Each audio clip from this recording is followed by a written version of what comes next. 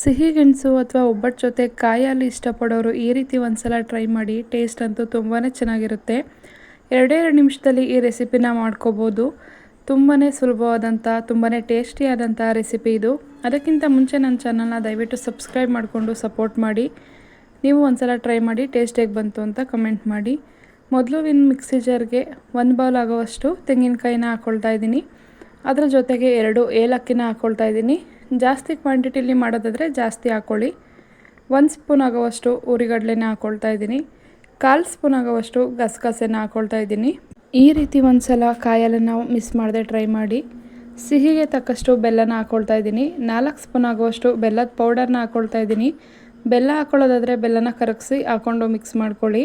ಇವಾಗ ರುಬ್ಬೋದಕ್ಕೆ ಬೇಕಾದಷ್ಟು ನೀರನ್ನು ಹಾಕ್ಕೊಂಡು ನೈಸಾಗಿ ಪೇಸ್ಟ್ ಮಾಡಿ ಇಟ್ಕೋಬೇಕು.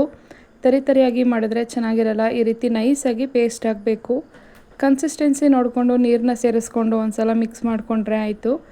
ತುಂಬಾ ಟೇಸ್ಟಿಯಾಗಿರೋವಂಥ ಕಾಯಿ ಹಾಲು ಒಬ್ಬಟ್ಟು ಜೊತೆ ಅಥವಾ ಈ ರೀತಿ ಸಿಹಿ ಗೆಣಸು ಜೊತೆ ತುಂಬಾ ರುಚಿಯಾಗಿ ರೆಡಿಯಾಗುತ್ತೆ. ನಾನಿಲ್ಲಿ ಸಿಹಿ ಗೆಣಸು ಜೊತೆ ಸರ್ವ್ ಮಾಡ್ತಾಯಿದ್ದೀನಿ. ಟೇಸ್ಟ್ ಅಂತೂ ತುಂಬಾ ಚೆನ್ನಾಗಿರುತ್ತೆ. ಕಾಯಿ ಹಾಲು ಪ್ಲಸ್ ಸಿಹಿ ಗೆಣಸು ಅದ್ಭುತ ಕಾಂಬಿನೇಷನ್. ಯಾರಿಗೆಲ್ಲ ಈ ಕಾಂಬಿನೇಷನ್ ಇಷ್ಟ ಅವರು ಮಿಸ್ ಮಾಡದೆ ಈ ರೀತಿ ಕಾಯಿ ಹಾಲನ್ನ ಒಂದ್ಸಲ ಟ್ರೈ ಮಾಡಿ. ಇದೇ ರೀತಿ ಕುಕಿಂಗ್ ವೀಡಿಯೋಸ್ಗೋಸ್ಕರ ನನ್ನ ಚಾನಲ್ನ ದಯವಿಟ್ಟು ಸಬ್ಸ್ಕ್ರೈಬ್ ಮಾಡಿಕೊಂಡು ಸಪೋರ್ಟ್ ಮಾಡೋದನ್ನು ಮಿಸ್ ಮಾಡಬೇಡಿ. ವಿಡಿಯೋ ಇಷ್ಟ ಆಗಿದ್ರೆ ವಿಡಿಯೋಗೊಂದು ಲೈಕ್ ಮಾಡಿ. ನಿಮ್ಮ ಫ್ರೆಂಡ್ಸ್ ಫ್ಯಾಮಿಲಿ ಜೊತೆ ಶೇರ್ ಮಾಡೋದನ್ನು ಮರಿಬೇಡಿ. ತುಂಬಾ ಕ್ವಿಕ್ ಆ್ಯಂಡ್ ಈಸಿಯಾಗಿ ಮಾಡೋವಂಥ ಕಾಯಿ ಹಾಲು ರೆಸಿಪಿ ಇಷ್ಟ ಆಗಿದ್ರೆ ದಯವಿಟ್ಟು ಸಪೋರ್ಟ್ ಮಾಡಿ, ಲೈಕ್ ಮಾಡಿ. Thank you for watching.